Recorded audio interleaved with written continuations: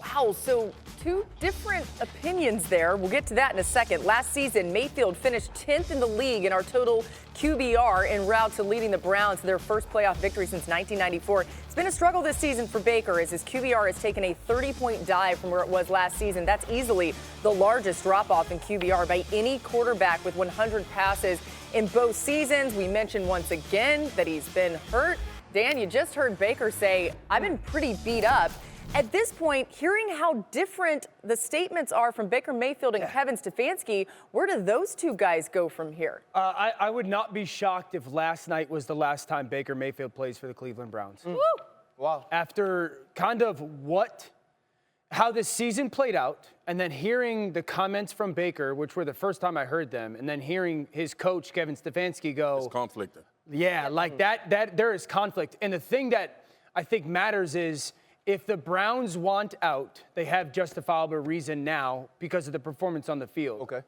The regression this year from Baker was shocking. And I'm a Baker guy, you got right? Yeah. Shocking. And I know that the injury is part of that. And I don't know how much because I'm not there every day, but I don't know the last time I saw a player regress with his greatest attribute. His greatest attribute was accuracy, and it fell off so much this year. And it started making me think of, candidly, Carson Wentz from last year. Yeah. You guys all know I was convicted that Carson Wentz was going to be better this year. I don't feel that way about Baker Mayfield.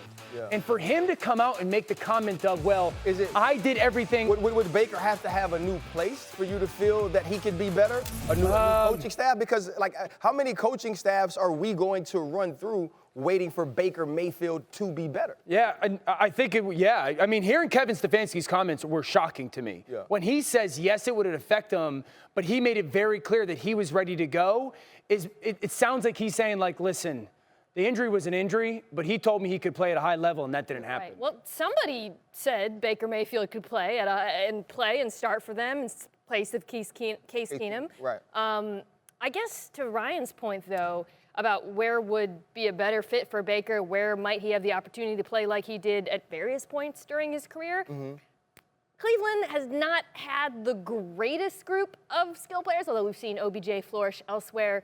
But for most of the season, you got to throw out last night, it's not like it was a terrible situation for Baker Mayfield. That was one of the better offensive lines in football. I know they lost their right tackle. So they can also run the football as well as anyone in the NFL. As well as anyone. So the notion that play calling or situation or protection has been something holding him back as opposed to vice versa. Which is what I felt with Carson last year. Like, I felt it was a bad situation. You think we'll offer on Baker at this point? Yeah, I can't blame. Like, I felt like there was reasons for the poor performance from Wentz last year with variables around him. I don't feel that way about Baker. I know You're going to be nice? Marcus has something to say, so you go ahead, bro. I'm going to be nice. You're going to be nice. Because, listen, this is about the quarterback not being the guy. Like, we talking about situations. And that's nice? We talking about situations. No, what I'm saying is, no, I'm not finna go all in on Baker. Y'all know how I feel about Baker. Everybody knows. You've had your piece with that. A better situation. Last year we sat here and this team won 11 games. And he played good football. You talked about him not throwing interceptions. Right. He played solid football. Like, that, what changed? Right. Well, like, I get it. I get that the next season is not indicative of the one before. All of that. We understand that. Right. But the bottom line is, bro, are y'all not tired of the revolving door? Yeah, I think you have to be to that point. And I think also, too, we have to go back to the beginning of the season and say who lied to us, right? Was it Baker Mayfield who lied to us with his play last year? Right. Or was it Kevin Stefanski who we felt like had Baker Mayfield in the perfect situation to succeed? Because now that's the decision that Andrew Berry has to make as the GM. He has to figure out who is who and who is telling me the truth. I think it's a good point with Andrew Berry because we have to remember Andrew Berry picked Kevin Stefanski. Yes. He did not handpick Baker, right? And about Kevin Stefanski, like, we can quibble about whether Cleveland should have run the ball more with Chubb last night and all of that, but guys were open. Yeah. Guys have been open all year. That's real. I'm not trying to be Odell Beckham Sr. part two, but. Well, and I don't want to sit here and make too much of the injury, right? But, Dan, that does affect accuracy. I guess absolutely. my biggest wonder here is, didn't we say that Stefanski's offense was tailor-made for Baker Mayfield and his skills and I his think strengths? Kevin Like, Stefanski's offense is tailor-made for a lot of quarterbacks. Like, I'm a believer that I've been in this system. This system elevates quarterback play.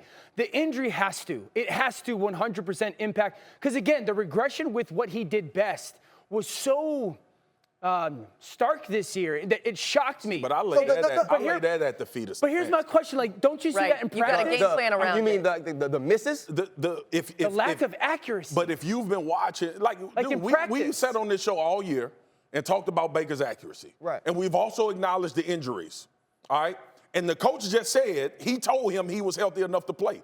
His performance is not good, bro. Yeah. So are you attributing it to the injury, or do you think you have a bad quarterback? Marcus, so to me, obviously that's a question you have to answer, but we all know when you're paid the highest, when you're picked the highest, if you say that you can play, you're going to play. Kevin Stefanski can't walk up to the owners or walk up to the GM that's an ownership thing. and say, you know what, Baker's ready to play, and Baker's saying he's ready to play, but I'm not going to play him because I don't believe in him, because you have to move on from him then. Because everybody's hurt. Everybody's hurt. And I think that's a point, because we've all been in the locker room, right? And we all were in practices. Don't you think that if his performance in practice was that substandard, where the misses in games have to be part of the misses in practice, don't you think guys would go to Stefanski, a guy like, Jarvis Landry, or a guy like, I don't know, some of their defensive stars, and go like, hey, coach, we gotta go with someone else. We already saw you. We know who you will pick. You're going to pick number 6 because they already have. That's my issue. So I get it. I get it. But, y'all, we ain't talking about Aaron Rodgers. We ain't talking about Mahomes. I know. If you feel like Baker has built enough stock to tell you he's healthy enough to play, and then you watch him for 3 to 4 weeks be inaccurate, inconsistent. Marcus, if you give a homeless person a half of a quarter pounder, they're going to think it's a steak from Ruth Chris. You are that organization is All right. hungry for a quarterback. On that note, we've got to go. This is going to be a prevailing conversation for the rest of the offense, for the rest of the offseason. Thanks for watching ESPN on YouTube. For live streaming sports and premium content, subscribe to ESPN+.